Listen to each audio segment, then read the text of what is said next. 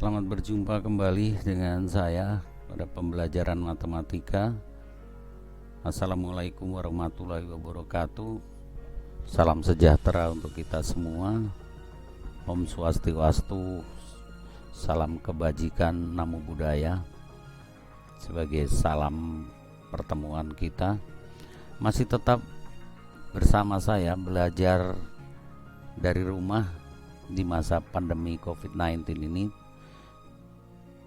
Harapkan bahwa walaupun belajar dari rumah tetapi tidak mengurangi semangat dalam belajar.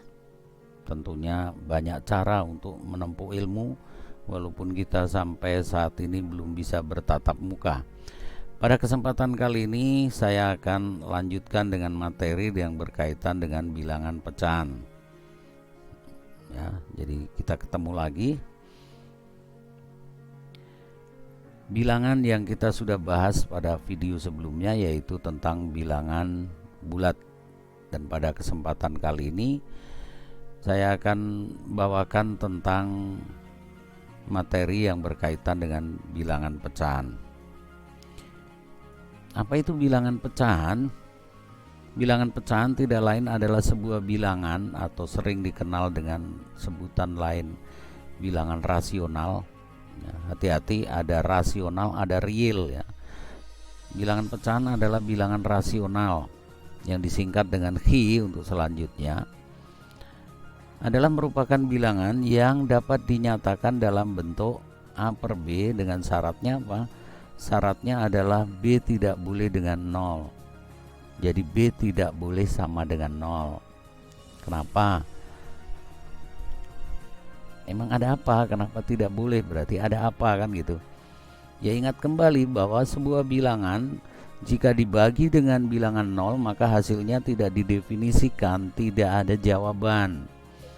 Makanya syarat mutlak bahwa bilangan pecahan boleh dinyatakan dalam bentuk A per B dengan catatan bahwa B tidak boleh sama dengan 0. Yang untuk selanjutnya, bilangan di atas per kita kenal dengan istilah pembilang atau bilangan terbagi. Bilangan di bawah tanda per kita kenal dengan penyebut atau bilangan pembagi. Berdasarkan bentuknya, kalau kita bicara mengenai bilangan pecahan, maka pecahan kita bisa pilah-pilah menjadi 4 ya. Yang pertama yaitu pecahan biasa atau sering juga disebut sebagai pecahan murni, atau juga ada yang menyebutnya dengan istilah pecahan sejati. Seperti apa model dari pecahan biasa itu? Yaitu bila bentuk pecahan itu dinyatakan dalam bentuk umum A per B, dan syarat yang pertama tadi harus dipenuhi bahwa B tidak boleh sama dengan 0 dan nilai A harus kurang dari B.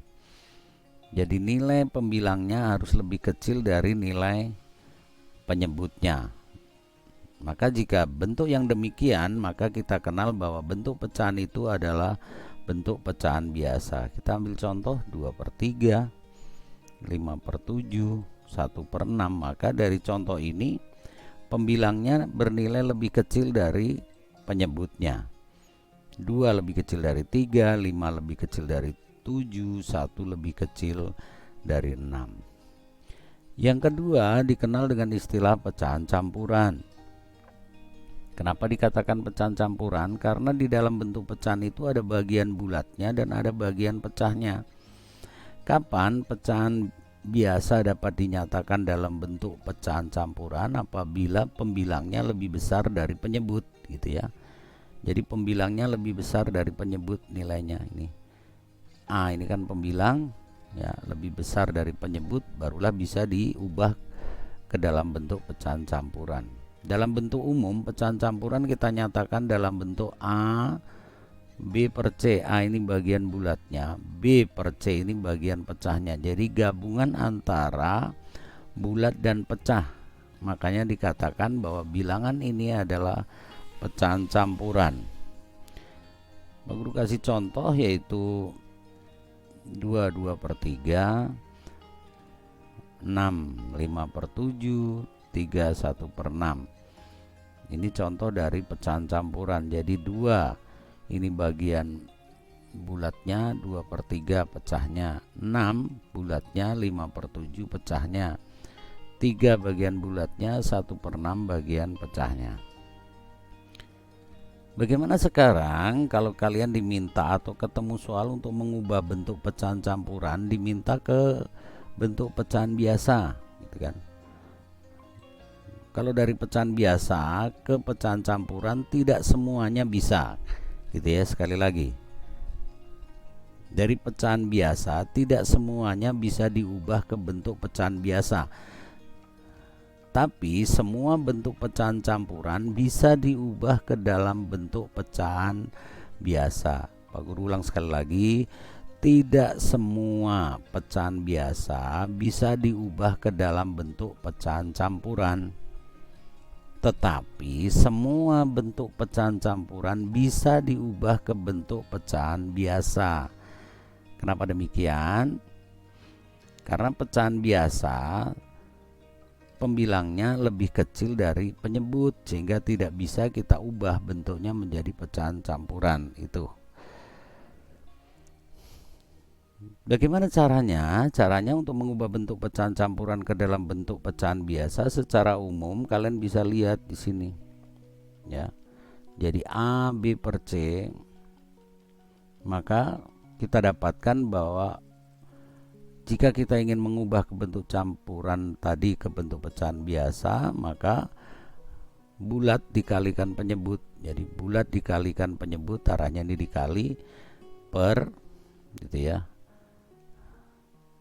C. Jadi A dikali C dulu, habis itu ditambah dengan B pembilangnya ini, barulah dibagi dengan C. Kita ambil contoh, 2/3 bulatnya 2, pembilangnya 2, penyebutnya 3. Maka jika kita ingin ubah bentuknya, maka bulat 2 penyebut 3 berarti 2 kali 3 ditambah pembilang 2, lalu dibagi dengan 3. 2 kali 3 6, 6 tambah 2 8, 8 dibagi 3, maka diperolehlah pecahan biasanya adalah 8/3. Nah, kalau kalian sudah mengerti, silakan kalian coba untuk menguji pemahaman kalian ke dalam 4 soal ini. Kalian bisa coba ikuti langkah yang Pak Guru berikan, bagaimana cara mengubah pecahan campuran ke pecahan biasa. Yang berikut kita lanjutkan ke pecahan desimal. Jadi tadi pecahan yang pertama tadi pecahan biasa, yang kedua pecahan campuran, yang ketiga model dikenal dengan istilah pecahan desimal. Pecahan desimal itu apa? Pecahan yang menggunakan nilai tempat. Di dalam kita menulis bilangan, tentu kita setiap bilangan mempunyai nilai tempat. Kita ambil bentuk umumnya A, B, C, D, E. Berarti kita pilih ada bilangan. Ya, ciri khas dari bentuk desimal yaitu penggunaan tanda koma ini. Ya. Jadi ciri khas dari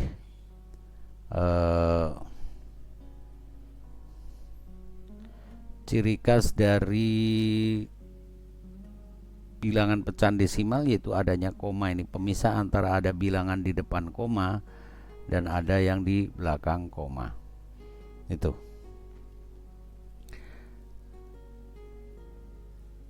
Bilangan kedua dari belakang yang di depan koma, gitu ya. Jadi bilangan kedua di depan koma, kalau masih bingung, bilangan kedua di depan koma ini bilangan pertama di depan koma, ini bilangan kedua di depan koma. Kalau ada di sini lagi, ini bilangan ketiga di depan koma. Ini bilangan pertama di belakang koma, ini bilangan kedua di belakang koma, ini bilangan ketiga di belakang koma. Nilai tempat atau sebutan dari bilangan-bilangan itu yaitu bilangan kedua di depan koma dikenal dengan puluhan. Bilangan pertama di depan koma dikenal dengan satuan. Bilangan pertama di belakang koma dikenal dengan persepuluhan. Ya, jangan terkecoh di sini. Ini ada puluhan, di sini ada persepuluhan, di sini ada satuan. Kenapa tidak ada persatuan di sini gitu ya? Jadi jangan terkecoh di sini. Jadi tidak ada istilah nilai tempat persatuan. Karena langsung bilangan pertama di belakang koma satu angka berarti per 10. Kalau dua angka berarti per seratusan. Kalau tiga angka berarti per seribuan. Nanti kita akan coba nanti. Ya.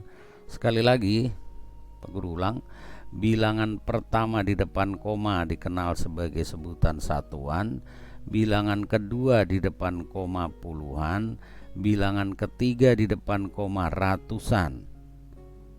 Sedangkan yang ke belakang ini pakai per semua, diawali dengan per. Angka pertama di belakang koma per sepuluhan, angka kedua per ratusan, angka tiga per ribuan atau per seribuan. Pak Guru ambil contoh di sini 2,456. Jadi hati-hati dalam membaca. Sekali lagi Pak Guru luruskan, membaca bilangan desimal, maka bilangan di belakang koma harus dieja satu persatu. Kalau tidak berarti salah. Pembacaan yang salah bagaimana? Angka ini dibaca 2,456. Ini menjadi salah. Salah baca ya. 2,456 ini salah baca. Cara baca yang benar yaitu 2,456. Jadi bilangan di belakang koma ini kita eja satu persatu. Gitu ya. Contoh kedua, 15,07. Yang bilangan di depan koma kita baca menyeluruh. Boleh 15 ya 15 gitu. Contoh yang ketiga 243,775, berarti yang di depan dibaca 243,775. Bagaimana mengubah bentuk pecahan desimal ke dalam bentuk pecahan biasa? Ya. Kita ambil contoh di sini. Contoh yang pertama, kita punya bilangan desimal 0,75 diminta untuk mengubah ke pecahan biasa ya. Cara mengubahnya, tugas kalian bahwa bilangan ini, soal ini komanya tidak usah dianggap ada. 075 berarti tulis 075, karena 0 di depan tidak ada nilai, maka boleh tidak ditulis lalu dengan per. Nah, per ini karena bilangan di belakang koma ada 2, maka per 100. Kalau satu angka berarti per 10. Jadi penyebutnya ini ingat, kalau satu angka saja di belakang koma per 10, 2 angka per 100, 3 angka per 1000. Oke. Langkah berikut, karena diminta ke bentuk pecahan biasa sederhana, ya kita sederhanakan. Nah, untuk menyederhanakan bentuk pecahan ini modal kalian apa? Yaitu FPB nih. Modal kalian harus paham tentang FPB ya. Di video pembelajaran yang lain Pak Guru sudah berikan bagaimana mencari KPK dan FPB, 2 buah bilangan, 3 buah bilangan, bahkan itu dengan KPK sekaligus selain FPB. Jadi sangat penting kalian sebelum belajar tentang pecahan ini pelajari ulang dulu tentang bagaimana mencari KPK dan FPB. Tugasnya kalau sudah ketemu bilangan FPB-nya, maka kita pakai untuk membagi pembilang dan penyebut sehingga kita temukan bilangan yang bernilai lebih kecil gitu. Jadi 75 per 100, maka ketemulah kita bagi dengan 25. 25 itu apa? Yaitu FPB dari berapa? 75 dan 100, sehingga 75 dibagi 25 hasilnya 3, 100 dibagi 25 hasilnya 4, sehingga diperolehlah bentuk lain dari 0,75 dalam bentuk desimal. Kalau dibawa ke pecahan biasa, kita peroleh nilai yang sederhana adalah 3/4. Contoh yang kedua, 2,1. Bagaimana cara menuliskannya? Awalnya yaitu seperti tadi. Bilangan di dalam soal ini kita tidak usah pikir bahwa anggap saja ini tidak ada komanya ya, tidak ada koma. 2,1, kalau komanya hilang berarti menjadi 21. Per, ada berapa angka di belakang koma? Ada 1, berarti per 10, selesai gitu kan. Pak Guru belum selesai karena diminta ke bentuk pecahan sederhana, pecahan biasa sederhana ya. Kenapa Pak Guru katakan selesai? Karena 21 dan 10 ini tidak memiliki FPB. Kalau seandainya masih memiliki FPB, maka kita perkecil kembali seperti contoh 1. Contoh 3, sekali lagi tidak usah dibuat masalah gitu kan. 3,125 ini angkanya makin banyak. Tadi 3, 2, sekarang yang 4. Yang ditulis di atas per bagaimana? Anggap komanya tidak ada. 3,125 berarti kalau komanya dianggap tidak ada, maka tertulis bilangan 3125 per. Ada berapa angka? Ada 3 bilangan. Kalau satu angka tadi per 10, 2 angka per 100, 3 angka berarti per 1000. Nah, karena diminta menyederhanakan, tugas kalian cari lagi kayak tadi, cari PB-nya. Maka bisa dikecilkan menjadi 125 per 40. Ini masih bisa dikecilkan lagi menjadi 25 per 8. Sudah tidak punya PB lagi, stop. Bisa saja kalau kalian sudah paham, ini bisa langsung saja diperoleh langsung ke sini gitu. Nah, untuk mendapatkan pecahan biasa sederhana boleh bertahap. Sesuai kemampuan kalian, boleh juga kalau tahu langsung, tidak masalah. Makanya kuncinya kalian pahami FPB. Kalau kalian sudah temukan FPB, bisa langsung potong kompas ke sini. Sampai sini stop, karena ini sudah kita dapatkan pecahan biasa dan sudah tidak punya FPB. Paham ya? Yang berikut dikenal dengan istilah pecahan persen gitu kan. Ada pecahan persen. Apa arti persen? Persen tidak lain adalah per 100.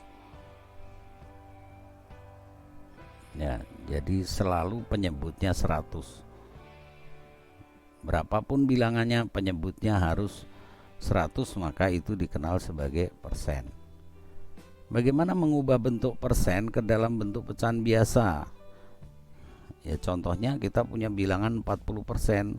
40% ini kita diminta mengubah ke pecahan biasa. Nah, untuk ke depan kita sudah bahas semua pecahan, maka kalian nanti diharapkan bisa mengubah dari bentuk yang satu ke bentuk yang lain. Dari persen ke biasa, atau mungkin dari biasa ke persen, atau juga mungkin dari pecahan campuran ke persen, dan seterusnya. Silakan kalian nanti pelajari mengubah bentuk dari model yang satu ke bentuk lainnya. 40%, karena kita ini persen tadi apa? Maksud dari persen yaitu per 100, ya berarti langsung saja 40 per 100 gitu kan. Nah, kalau di dalam pembelajaran matematika, kalau kita sudah ketemu sebuah bilangan, maka hukumnya wajib menyederhanakan. Sekali lagi, di dalam pembelajaran matematika, diminta tidak diminta, maka hasil akhir harus dinyatakan dalam bentuk pecahan yang sederhana atau bilangan yang sederhana. Ini hukumnya wajib. Jadi tidak usah nunggu diminta, tetapi kalian begitu dapat soal ini, kalian langsung. Bagaimana tadi? Diperlukan apa? FPB-nya gitu ya. Jadi 40 per 100, FPB-nya 20, maka 40 bagi 20 kita ketemukan 2, 100 bagi 25. Bagaimana dengan 60%? Sama, yaitu berarti 65 per 100. Ya kan? 65 per 100, sudah itu tinggal cari FPB-nya. Kita temukan FPB-nya 5, maka 65% menjadi 65 per 100 dikecilkan menjadi 13 per 20. Dapat 13 dari mana? Yaitu 65 dibagi 5. Gitu ya. Oke. Bisa dimengerti? Aku harapkan bisa. Itu FPB-nya yang tadi Pak Guru bilang. Nah, sekarang kita balik, bagaimana mengubah bentuk pecahan biasa ke dalam bentuk pecahan persen gitu kan. Ini coretan-coretan Pak Guru masih ada, Pak Guru belum hapus. Pak Guru ambil contoh 3 per 5. Persen tadi apa? Maksud persen per 100. Berarti tugas kamu mengubah bahwa 5 ini agar menjadi 100. Bagaimana 5 ini agar menjadi 100? Ya 5 kali 100 per 5 pasti akan jadi 100 gitu kan. Tidak usah dipikir susah. Nah, kalau kita sudah paham, maka di sini caranya. Yang tadinya 3/5, 5 ini agar menjadi 100, maka agar menjadi 100, ya, cara umumnya kalikan saja dengan 100 dibagi bilangan itu sendiri. 100/5. Karena penyebut dikalikan 100/5, maka pembilang juga harus dikalikan 100/5, harus adil. Nanti kita akan bahas tentang sifat pecahan gitu kan. Akibatnya yang bawah ini sudah otomatis jadi 100, tinggal 3 dikalikan 100/5, 100/5 20. Berarti 3 kali 20 60 per 100, 60 per 100 berarti 60%. Jadi per 100 langsung berubah bentuk menjadi lambang persen. Kalau kalian sudah mengerti, maka bisa potong kompas di sini gitu kan. Oh, 5 ini agar menjadi 100 dikalikan 20 berarti pembilangnya kali 20. 3 kali 20 60 per 100. Itu bagi yang sudah menguasai. Bagaimana kalau ketemu soal yang seperti ini, 5/7? Bilangan ini sederhana, tetapi kadang membuat banyak di antara kalian yang bingung. 7 dikali berapa harus dapat 100 itu kalau tadi kalian pakai konsep yang pertama. Oh, 5 ini agar jadi 100 kali 20. Oke, betul. Kebetulan dapat yang bulat. Pak Guru sengaja ajarkan dari awal bahwa 5 ini agar menjadi 100, ya kalikan saja 100/5. Berapapun bilangan penyebut ini berarti kali aja 100 per penyebut. Kalau sudah demikian, kalian tidak akan pusing lagi dengan bagaimana dengan penyebut 7 ini gitu kan. Ya berarti tinggal kalikan saja 7 dikalikan 100/7. Gampang kan? Ini sudah pasti 100 nilainya, tidak mungkin tidak. Kembali lagi, penyebut dikalikan 100/7, maka pembilang dikali 100/7. 5 kali 100 500, 500 dibagi 7, ya berarti 5 dikalikan 100 bagi 7 14,3. Kira-kira hasilnya itu per 100. 5 kali 14,3 hasilnya 71,5 per 100. Ya, mengubah ini ke bentuk ini sudah sangat mudah. Tuliskan saja pembilangnya 71,5, lalu per 100 dibuang, diganti dengan lambang persen. Kita lanjut yang berikut. Di dalam kita berbicara mengenai pecahan, maka kita akan ketemu yang istilahnya ada pecahan sejenis, juga ada pecahan senilai. Kapan kedua pecahan ini kita manfaatkan? Kenapa kita harus mengenal gitu kan? Apa sih gunanya kita mengenal pecahan sejenis? Apa sih kita harus mengenal pecahan senilai? Tentu ada manfaatnya, makanya Pak Guru perkenalkan. Nanti kalian bisa temukan manfaatnya di mana gitu. Dua buah pecahan dikatakan sejenis apabila penyebutnya sama. Jadi fokusnya hanya pada penyebut, pembilangnya tidak pusing, kasarnya gitu ya. Jadi fokus pada penyebutnya. Contoh dari pecahan sejenis ini 2/3, 8/3, 5/3. Nah, dari ketiga pecahan ini penyebutnya selalu sama, 3, 3, 3, pembilangnya tidak peduli. Inilah yang disebut sebagai pecahan sejenis. Bagaimana dengan pecahan senilai? Pecahan senilai namanya aja senilai. Sejenis berarti jenisnya sama, senilai berarti nilainya sama. Berarti titik fokus kita, titik berat kita adalah pada nilai. Kalau ini dalam bentuk jenis itu, senilai nilainya sama gitu kan. Bagaimana untuk mendapatkan pecahan-pecahan senilai? Kita bisa tempuh dengan seperti ini. Mempunyai nilai sama, maka sebelum kita ke pecahan senilai, kita kenali dulu tentang sifat ya. Kita harus hafalkan dulu, kalian harus hafalkan dulu sifat pecahan. Kalau kalian tidak hafal dengan sifat pecahan, maka tidak akan dengan mudah untuk menemukan pecahan-pecahan yang senilai. Tolong dihafalkan ini. Jadi pecahan yang senilai kita dapatkan dengan gaya menerapkan sifat dari pecahan. Pecahan tidak akan berubah nilainya jika pembilang dan penyebut dikali, boleh dibagi juga boleh, asalkan diberlakukan sama dengan bilangan yang sama. Jadi kalau pembilang dikali 5, penyebut dikali 5. Pembilang dibagi 10, penyebut juga harus dibagi 10. Contoh, lihat di sini, 2/3, kemudian 4/6, kemudian 10/15. Ini adalah contoh dari pecahan-pecahan walaupun bentuknya berbeda, angkanya berbeda, tetapi ini adalah pecahan-pecahan senilai gitu kan. 2/3 dengan 4/6, bagaimana? 4 diperoleh dari mana? 2 ini kalau dikalikan 2 hasilnya 4. Berdasarkan sifat, kalau pembilang dikali 2, penyebut juga harus kali 2, diperolehlah 6. 2/3 kita dapatkan juga senilai dengan 10/15. Bagaimana dapat 10? 2 ini dikali 5, maka penyebutnya juga harus dikali 5. Dan masih banyak lagi, kalian bisa menemukan tak terhingga banyaknya pecahan-pecahan yang senilai gitu ya. Apakah harus dikali? Tidak. Jadi untuk mendapatkan pecahan senilai boleh dikali, boleh dibagi. Kalau angkanya kecil ya berarti kita kali. Kalau angkanya sudah besar ya kita pakai jalan membagi biar angka-angkanya lebih sederhana. Oke, kalau sudah paham, kita coba lanjutkan bagaimana kita mengoperasikan bilangan rasional atau mengoperasikan bilangan pecahan. Tentunya kita dahului dengan penjumlahan dan pengurangan. Satu hal sebelum Pak Guru melangkah lebih jauh, bahwa penjumlahan pengurangan Pak Guru ingatkan kembali merupakan operasi terlebih penjumlahan ya, karena pengurangan itu merupakan hasil dari penjumlahan juga. Penjumlahan dapat dilakukan apabila memenuhi syarat. Jadi operasi bilangan yang menuntut syarat adalah penjumlahan, otomatis pengurangan kan gitu kan.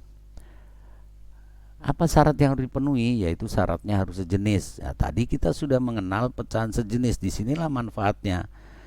Kalau kalian tidak paham tentang pecahan sejenis, maka untuk penjumlahan pengurangan kalian akan banyak kesulitan. Ini. Jadi pecahan-pecahan itu merupakan pecahan yang sejenis. Itu syarat mutlak. Kalau tidak sejenis belum bisa, bukan tidak bisa. Belum bisa, maka harus diakali dulu. Bagaimana pengoperasian dari pecahan?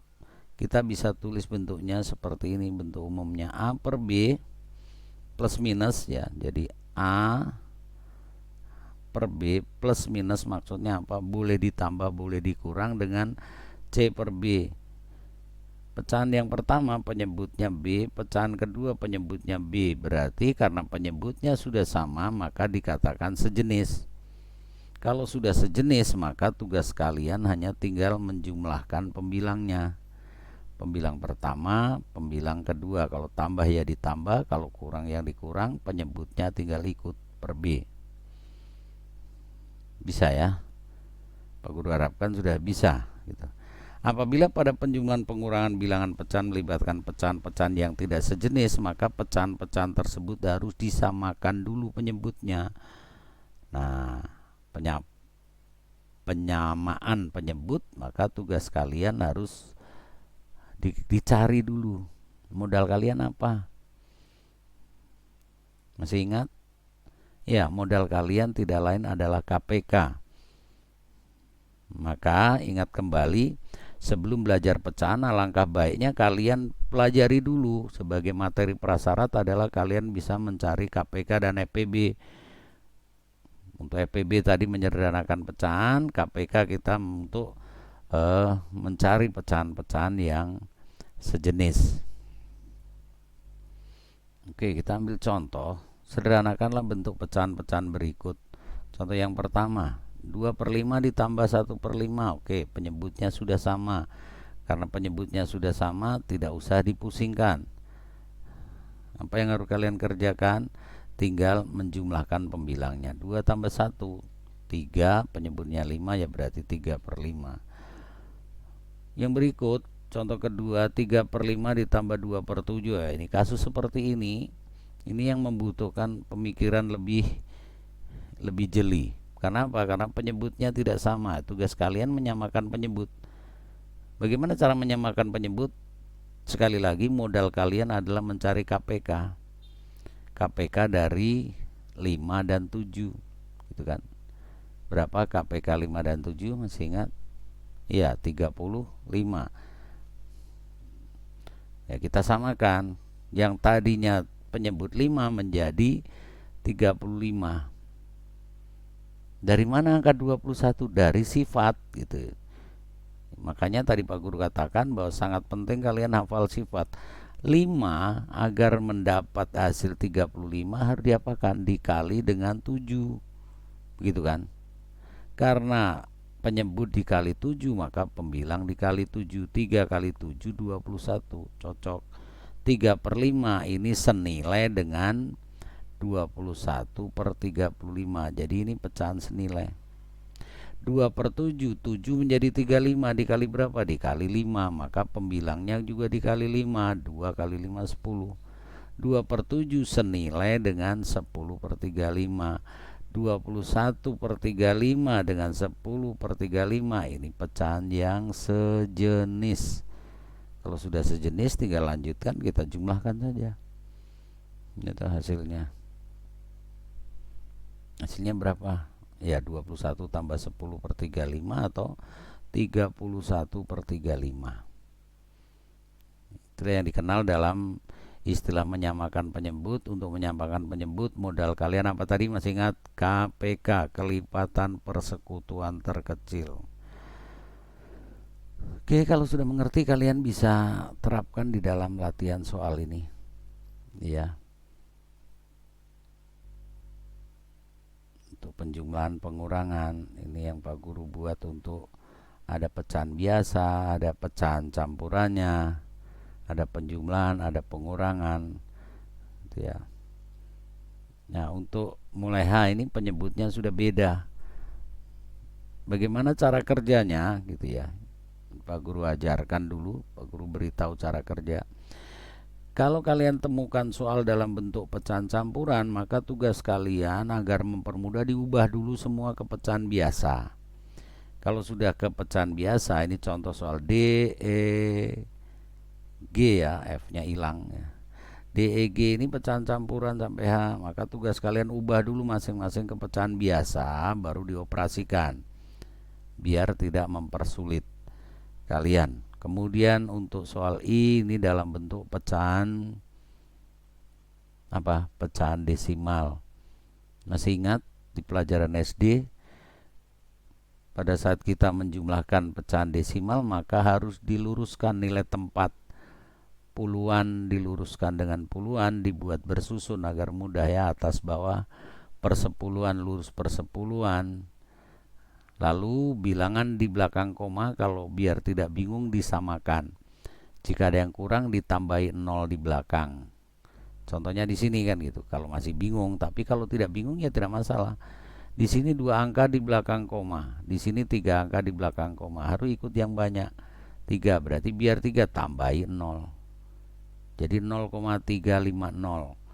Ini pun demikian, 4,170. Kemudian yang K, ada 4 bilangan, maka yang di sini yang ditambah, gitu kan. Sehingga nanti lurus komanya persepuluhan lurus dengan persepuluhan, perseratusan dengan perseratusan, dan seterusnya. Ini tugas kalian untuk menyelesaikan. Silakan dikerjakan. Yang berikut Pak Guru lanjut ke materi yang berkaitan dengan perkalian pembagian bilangan pecahan. Perkalian 2 buah bilangan pecahan hasilnya merupakan hasil kali, gitu kan. Tidak sulit, gitu kan.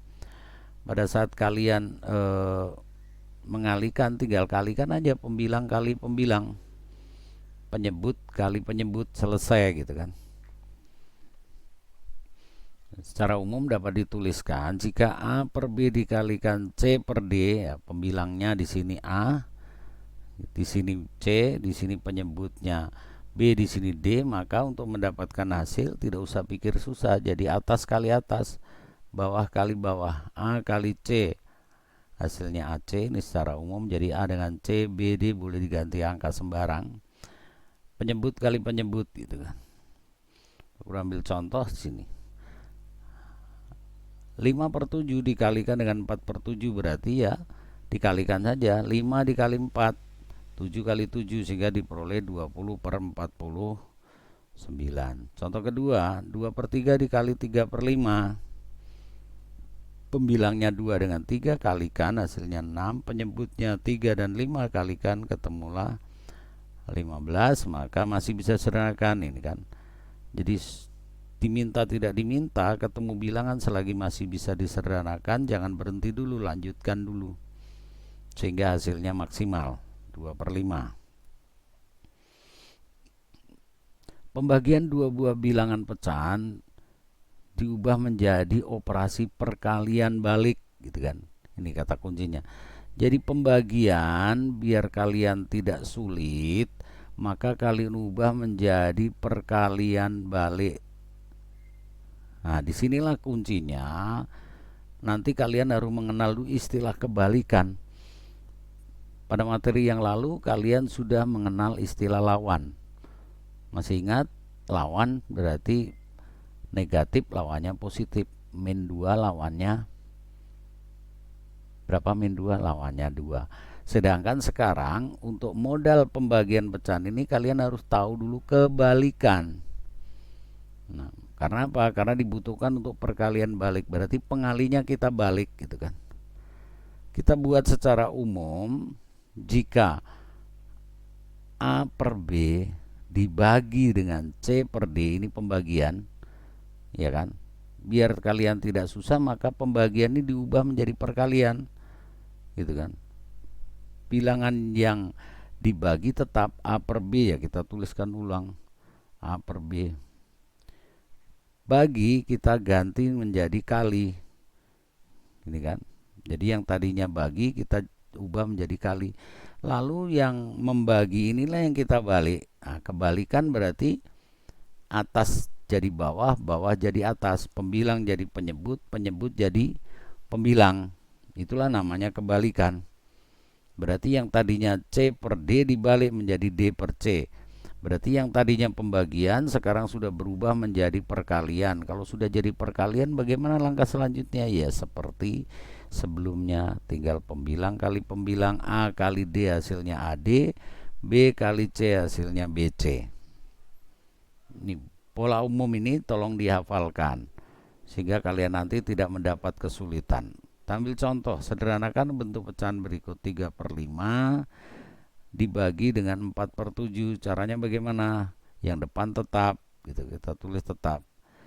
Bagi diubah jadi kali, 4/7 dibalik menjadi 7/4. Jika 3/7 adalah 21, 5/4 20. Ini hasil akhirnya. Bisa? Pasti bisa ya, asal kalian ikuti dari awal, tidak terputus dalam menyimak video pembelajaran ini. Pasti Pak Guru bisa pastikan kalian tidak ada masalah. Oke, kalau sudah kalian bisa terapkan dalam soal-soal ini. Ya. Bagaimana 2/5 dibagi 3/4? Nah, kembali lagi, jika ketemu soal pecahan campuran, untuk mempermudah pekerjaan hitung kalian, silakan diubah ke pecahan biasa. Ulang ya, pecahan campuran diubah ke pecahan biasa sehingga tidak menyulitkan kalian. Pada saat hasil akhir selalu dituntut hasil sederhana.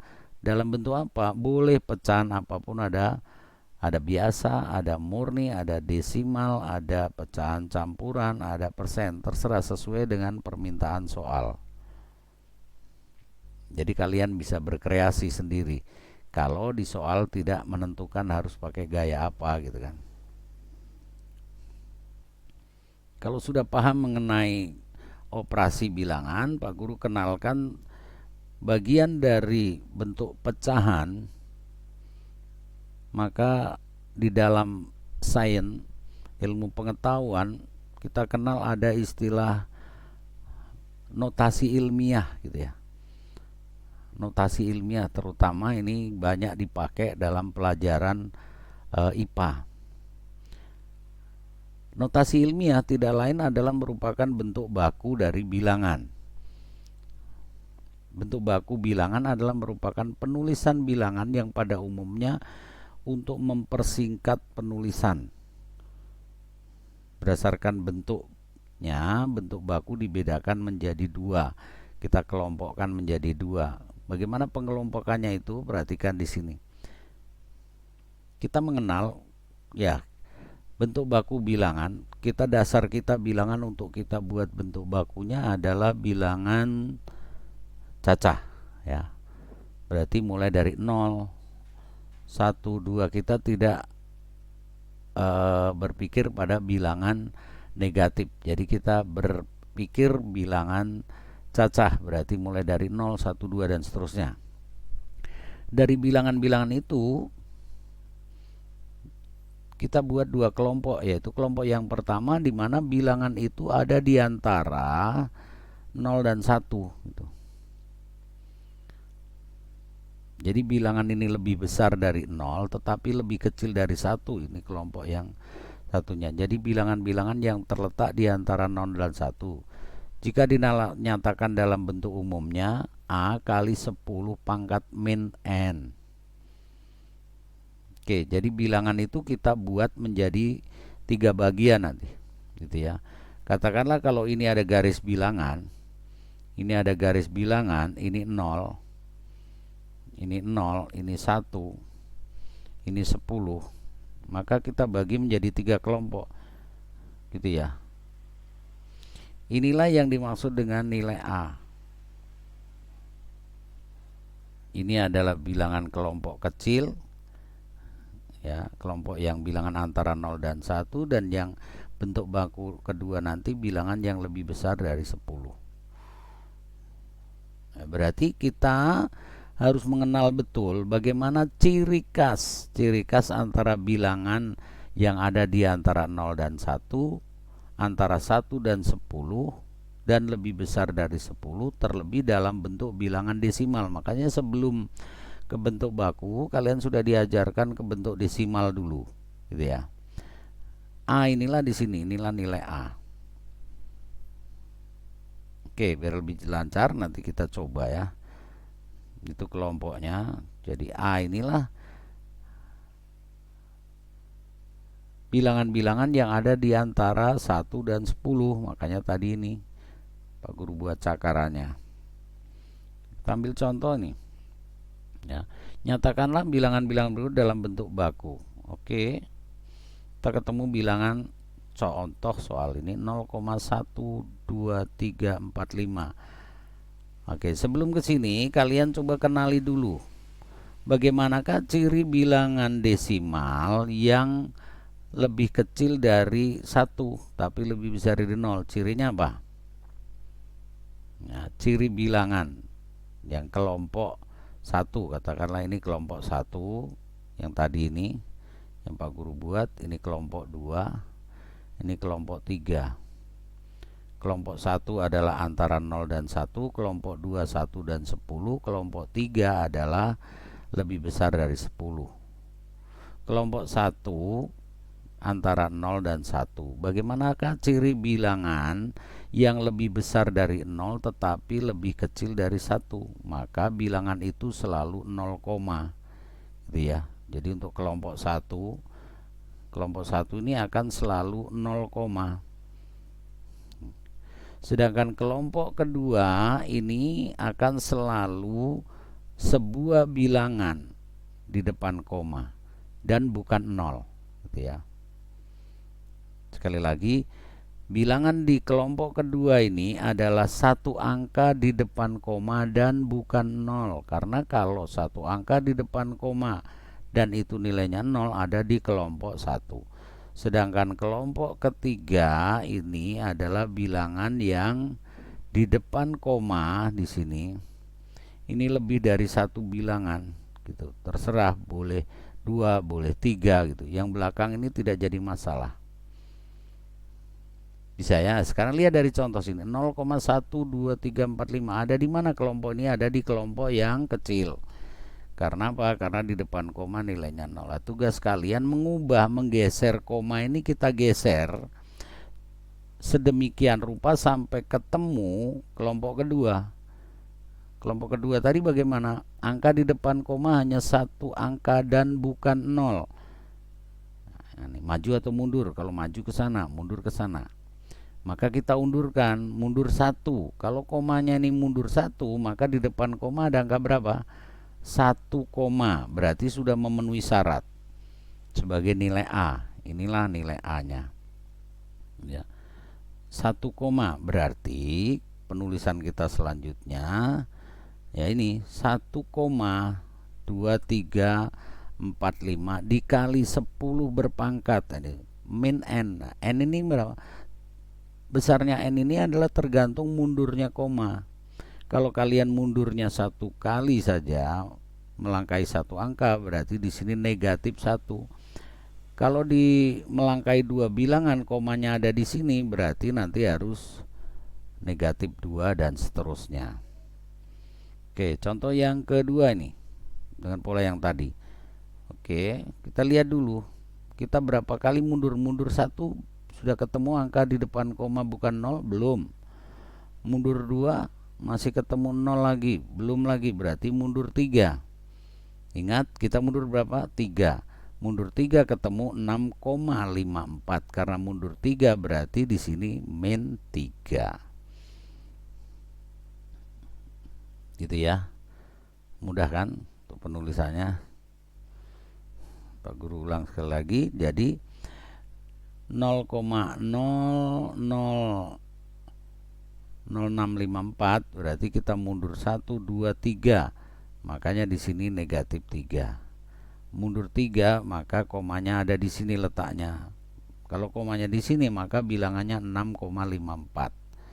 Maka 0,00654 dinyatakan dalam bentuk bakunya adalah 6,54 kali 10 pangkat negatif 3. Ini kalau diuraikan, dijabarkan kembali ke sini. Ini hanya mengubah bentuk. Yang berikut bentuk baku kelompok yang kedua, yaitu bilangan yang lebih besar dari 10. Ciri khasnya bagaimana tadi? Bilangan yang ada lebih besar dari 10 yaitu bilangan di depan koma terdiri dari lebih dari 1 bilangan gitu ya. Dan di depan bukan 0 tentunya. Nah, bentuk umumnya nanti agak sedikit berbedanya di sini. Kalau bilangan kecil tadi bentuk bakunya adalah A kali 10 pangkat min N. Kalau bilangan antara 0 dan 1. Sedangkan bilangan yang lebih besar dari 10 maka menjadi A kali 10 pangkat N. Jadi plus di sini. Oke, langsung saja biar kita tidak direpotkan. A tadi siapa? A tetap, yaitu A adalah bilangan-bilangan yang nilainya berkisar antara 1 dan 10. Bilangan yang berkisar nilainya antara 1 dan 10 kalau dalam bentuk desimal tadi cirinya seperti apa? Masih ingat? Masih kan? Jadi bilangan di depan koma hanya 1 angka dan bukan 0. Oke, kita lihat contoh. Nyatakanlah bilangan berikut ke dalam bentuk baku. Nah, 15,865, oke kan? Di depan koma ada berapa bilangan? Ada 2, 1 dan 5. Padahal syarat untuk dinyatakan bentuk baku harus A kali 10 pangkat. A siapa? Harus hanya 1 angka di depan koma. Berarti kebalikan, bilangan besar tugas kamu memajukan koma, bukan mundur gitu kan. Nah, komanya maju ke sini. Kalau komanya digeser ke sini, maka bilangannya menjadi 1,565867 ketemulah, gitu ya. Karena sudah 1 angka di depan koma, ya sudah. Kita tinggal tuliskan, berarti 1,5867 kali 10 pangkat 1. Kenapa pangkat 1? Karena hanya maju 1. Pangkat 1 hukumnya tidak wajib dituliskan. Jadi 10 saja boleh, 10 pangkat 1 juga tidak dilarang gitu kan. Contoh yang kedua ini, bilangan berapa nih? Ya, ini tidak ada koma. 1, 2, 3, 4, 5 bilangannya tidak ada koma, berarti 12.365 345. Jika tidak ada koma, tidak usah kalian dibingungkan. Buat saja sendiri koma, lalu dikasih 0, gitu kan. Mudah bukan? Kalau tidak ada koma, silakan dibuat sendiri di belakang angka terakhir. Lalu kalau ada koma ya berarti di belakang koma harus ada 1 atau minimal 1, boleh 2, ya kasih aja 0,000 sampai capek, tidak masalah gitu. Barulah kita berpikir, maju 1, masih ada berapa bilangan? 1, 2, 3, 4 bilangan depan koma, berarti belum bisa. Maju 2, sampai di sini berarti masih ada 3 bilangan, belum memenuhi syarat. Maju 3, 12 koma, juga masih 2 bilangan, berarti harus maju 4. Maju 4 berarti baru dapat 1 koma. Ingat, maju berapa tadi? Maju 4, maka n-nya inilah bernilai 4, sehingga hasilnya seperti ini. Ya. Jadi bentuk baku dari 12.345 maka diperlukan 1,2345 dikali 10 pangkat 4. Baik, demikian anak-anak materi yang Pak Guru berikan untuk pertemuan yang sekarang ini. Pak Guru harapkan bahwa apa-apa yang Pak Guru sampaikan akan bermanfaat untuk kalian, dan jangan lupa untuk selalu dilatih terus. Materi-materi prasyarat silahkan kalian pelajari dulu. Jadi sebelum masuk di sini, saran Pak Guru kembali, pelajari dulu bagaimana mencari KPK dan FPB. Sampai jumpa di lain materi. Mudah-mudahan tetap semangat belajar dari rumah. Sampai jumpa di materi-materi yang berikutnya. Terima kasih.